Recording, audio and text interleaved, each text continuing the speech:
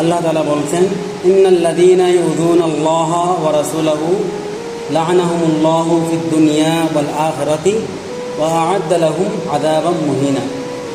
নিশ্চয়ই যারা আল্লাহ এবং রাসূলকে কষ্ট দেয় তারা দুনিয়াতেও অভিশপ্ত, আখিরাতেও অভিশপ্ত, এবং তাদের জন্য অনেকগুলো আযাব থাকা সত্ত্বেও কোনো আযাবের কথা না বলে আযাবাম মুহিনার কথা বলেছেন, অর্থাৎ অপমানজনক শাস্তি, লাঞ্ছনাদায়ক শাস্তি। এটা এমন একটা আযাব, অন্যান্য আযাবের চিকিৎসা আছে, চিকিৎসার মাধ্যমে অন্যান্য আযাব বা অন্যান্য রোগ ব্যাধি অসুখ ভালো করা যায়, কিন্তু আযাবাম মুহিনা, অপমানজনক শাস্তি, এটা এমন একটা আযাব যে আযাব থেকে মুক্তি পাওয়ার জন্য কোনো ট্রিটমেন্ট, কোনো চিকিৎসা আল্লাহ তাআলা সৃষ্টি করেন নাই। সুবহানাল্লাহ। সুতরাং নবীর শানে বেয়াদবি করলে, খোদার শানে বেয়াদবি করলে এমনভাবে লাঞ্ছিত হবেন, অপমানিত হবেন, শাস্তির সম্মুখীন হবেন যে শাস্তি থেকে কোনো বান্দা, কোনো সৃষ্টি আপনাকে রেহাই দিতে পারবে না। চিৎকার দিয়ে বলি সুবহানাল্লাহ।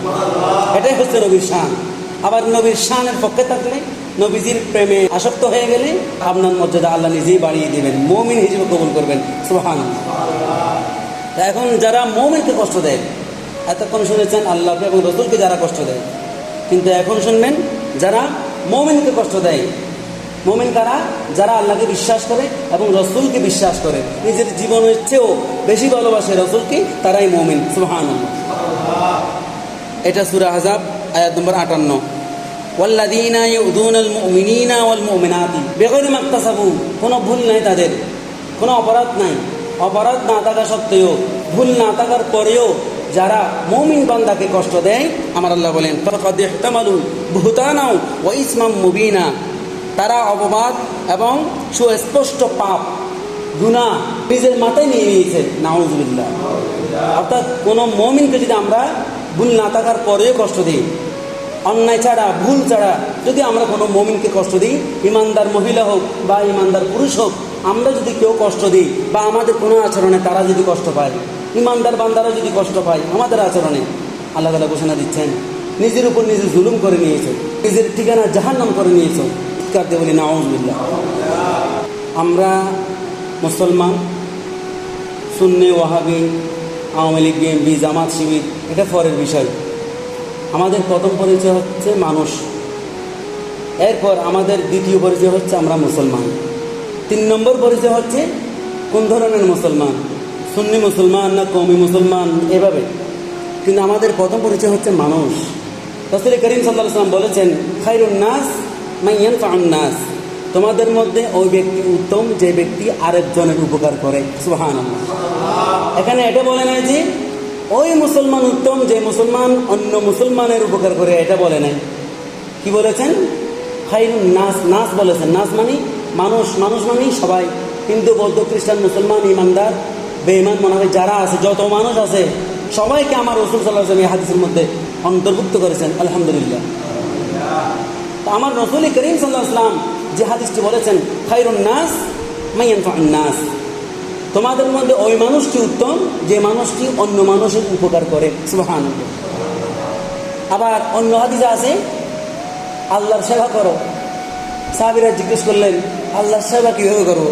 আমার রাসূল উত্তর দিলেন, আল্লাহর যে কোনো সৃষ্টি, গরু হোক, মহিষ হোক, ছাগল হোক, বেড়া হোক বা মানুষ হোক, আল্লাহর সৃষ্টি যাকেই পাবে তার প্রয়োজনে যদি দৌড়ে আসতে পারো, সহযোগিতার হাত যদি বাড়াতে পারো, সৃষ্টির সেবা যদি করতে পারো, আমি রাসূল ঘোষণা দিচ্ছি সৃষ্টিকে সেবা করার কারণে, সৃষ্টির যত্ন নেওয়ার কারণে সেটা আল্লাহর সেবা হয়ে যাবে। সুবহানাল্লাহ।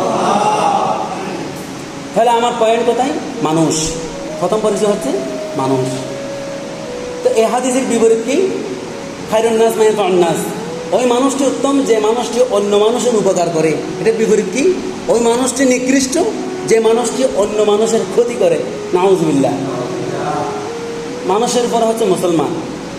তো মুসলমানের ক্ষেত্রে আমার রাসূল সাল্লাল্লাহু আলাইহি ওয়াসাল্লাম বলেছেন, মান সালিমাল মুসলিমুনা মিন লিসানিহি ওয়া ইয়াদিহি। প্রথম পরিচয় ছিল মানুষ, ওই মানুষটি উত্তম যে মানুষটি অন্য মানুষের উপকার করে। আমার রাসূল বলেছেন, ওই মানুষটি আসল মুসলমান, প্রকৃত মুসলমান, যার মুখের আঘাত থেকে, কথার আঘাত থেকে এবং শারীরিক আঘাত থেকে, লাঠিসোঁটার আঘাত থেকে আরেকজন মুসলমান নিরাপদ থাকে, সেই হচ্ছে আসল মুসলমান। চিৎকার দিয়ে বলি সুবহানাল্লাহ। এখন আপনারা বলুন, পয়েন্টে এসে গেলাম, এই যে মাজার, বিভিন্ন জায়গায় মাজার ভাঙ্গাভাঙ্গি চলতেছে। মাজার শরীফে যে মানুষগুলো আছে, খাদেমগুলো আছে, আল্লাহর ওলির আশিকগুলো আছে, তারা বন্ধ হোক। আপনারা যে লাঠি নিয়ে মারতেছেন, আপনারা তো নিজেকে মুসলমান দাবি করতেছেন। তা আমার রসুলের তো হাদিস কি? সেই তো আসল মুসলমান, যার লাঠির আঘাত থেকে, শারীরিক আঘাত থেকে, মুখের আঘাত থেকে, জবানের আঘাত থেকে আরেকজন মুসলমান নিরাপদ থাকবে, সেই হচ্ছে আসল মুসলমান। নবীর হাদিস অনুযায়ী আপনার আচরণের সাথে, চরিত্রের সাথে, মাজার ভাঙ্গাভাঙ্গির সাথে, মুসলমানকে আঘাত করার সাথে আপনার চরিত্রের সাথে এই হাদিস মিলতেছে না। বোঝা গেল, যদিও আপনি নিজেকে মুসলিম দাবিদার, মুসলিম দাবি করছেন, ভণ্ডামির বিরোধিতার নাম দিয়ে একজন মুসলমানকে আঘাত করছেন। দিনের আলো যেরকম সুস্পষ্ট, আমরা সেইভাবে স্পষ্ট বুঝে গিয়েছি আপনারা মুসলমান নয়, বরং মুসলমানদের ভিতরে ফাটল সৃষ্টি করার জন্য হয়তো কারো অর্থে বিকৃত হয়ে দালালি করতেছেন। চিৎকার দিয়ে বলি নাউযুবিল্লাহ। আবার আমরা যারা রিয়েল সুন্নি বা প্রকৃত সুন্নি দাবি করি বা সত্যিকার অর্থে সুন্নি হতে চাই, আমরা কিন্তু ভণ্ডামি কখনো সাপোর্ট করি নাই। কিয়ামত পর্যন্ত, শেষ নিঃশ্বাস পর্যন্ত আমরা কখনো কোনো অবস্থায় ভণ্ডামি সাপোর্ট করবো না। চিৎকার দেব ইনশাআল্লাহ। মাজারে যদি ভণ্ডামি পাওয়া যায়, ভণ্ডামিগুলো উচ্ছেদ করুন, ভণ্ডামিগুলো প্রতিহত করুন, ভণ্ডামিগুলো দূর করে দিন। আপনাদের সাথে তখন আমরাও থাকবো। যদি ভণ্ডামির বিরুদ্ধে লাঠি তোলেন, আমরাও আছি, কিন্তু আগে তো ওয়ার্নিং দিতে হবে বা সতর্ক সংকেত দিতে হবে, সংশোধনের সুযোগ দিতে হবে, দাওয়াত দিতে হবে যে ভণ্ডামি করিও না।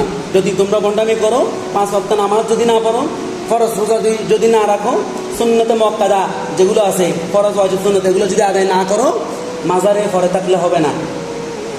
মাজারে আমরা ঢুকতে দেব না।